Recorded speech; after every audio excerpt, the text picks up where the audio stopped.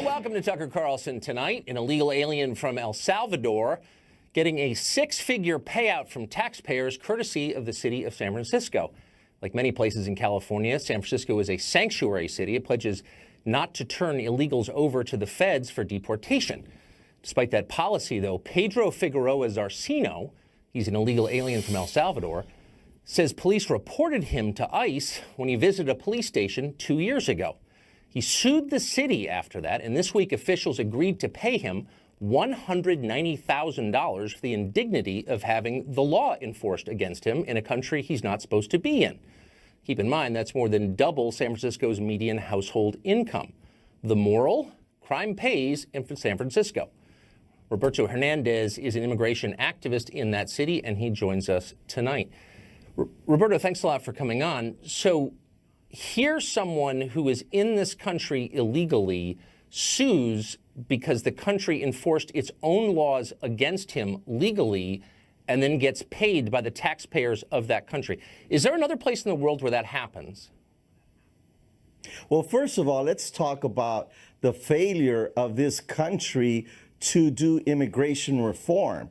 No. First of all, let's talk about the specifics of what happened in San Francisco. Wait, hold on. Slow down. I don't want to lecture on immigration reform. Let's talk about the specific case. Does that happen anywhere else? But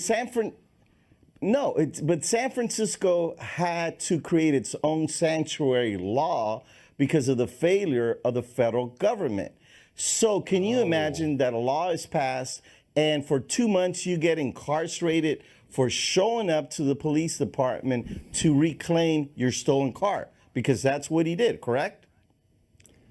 He was in the country illegally. The theft of his car was one crime, but he had committed a crime himself by being here illegally. The police turned him over to the feds who wanted him, and now the city is paying him for enforcing American law. And I'm just noting the obvious, which is that's insane. You shouldn't pay a criminal for breaking the law, and that's what San Francisco is doing. But San Francisco has a sanctuary law, correct? That law was enacted because the federal government failed to do reform for immigration. Congress failed, the Senate failed, Clinton failed, Bush failed, Obama failed. So San Francisco, being San Francisco, made sure that it protected those immigrant But just so you know, I mean, they failed to pass laws that right? you like, but our current immigration laws were passed by Democrats and Republicans in the Congress of the United States, in Washington. The system worked as it's supposed to work. People voted in public on these laws. The Republicans didn't do this. Democrats did it too. And it's the law. And so if you don't like it, then you go and you elect people who will change it. But until you do that, you can't ignore the law. That's how the system works. Again, here the United States has been involved in wars in El Salvador because he's from El Salvador, correct? He's from El Salvador. The United States was involved in the war in El Salvador, supported that war. And then after the war, it was Carter and Reagan and all the presidents after that that welcomed people from El Salvador and Nicaragua and Guatemala to come here as refugees. Okay, but he didn't come here as a refugee. Hold on, slow down. He did not come here as a refugee. He's here illegally. He does not have legal status in the country.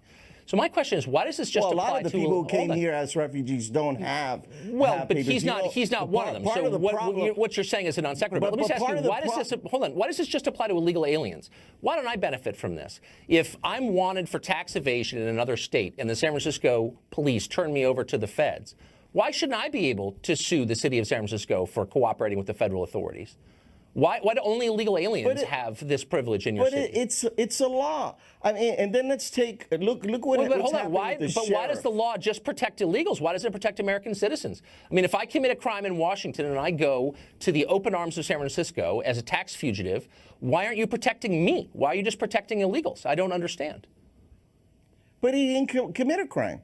He's living in a city that he's living in a city that has a sanctuary law that protects him. Right, but San Francisco's not a country yet. I mean, that could happen, and I'm sure you're agitating for it, but as of right now, it's a component of a larger country called America, which has control of its borders. San Francisco doesn't make immigration policy. The federal government does, because it's a country.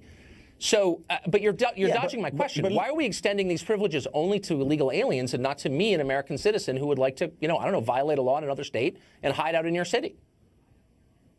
But you're protected. I'm protected. But we have, look No, at the I'm not. sheriff from Arizona. The sheriff from Arizona, currently isn't he being charged in a criminal case because he violated the law? Okay. I'm not following your logic here, but I'd really like to pin you down on this question. So San Francisco says that one group of people does not have to follow federal law, illegal aliens.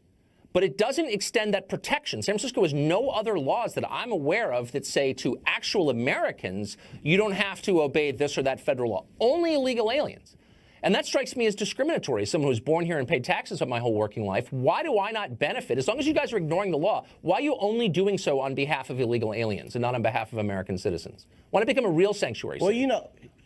But you're from San Francisco, just like I am, born and I raised am. in San Francisco. That's right. And San Francisco, we're different. We are progressive. We think different. We're leaders when it comes to being humanitarians. But why Just aren't you like helping gay me? marriages. If you're a humanitarian gay leader, why aren't you marriages, helping me we avoid marry American gay tax people law?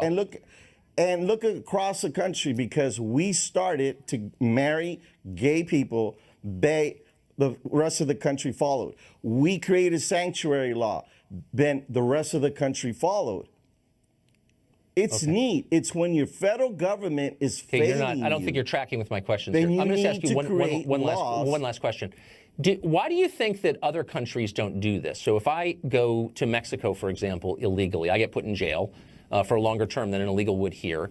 Why can't I sue the Mexican government for being mean to me and expect Mexican taxpayers to pay me for the indignity of having Mexican law enforced against me? You want to go to Mexico? How many people live in Mexico that are not legal citizens, that are white, that come from the United States? Check out those I don't know. statistics. Probably not very many, because I think they throw you in jail if you do that. Because they actually white believe people do in not their own get country and they deported from enforce their own Mexico laws. when they go to Mexico. Right. Okay. Roberto, good luck out there.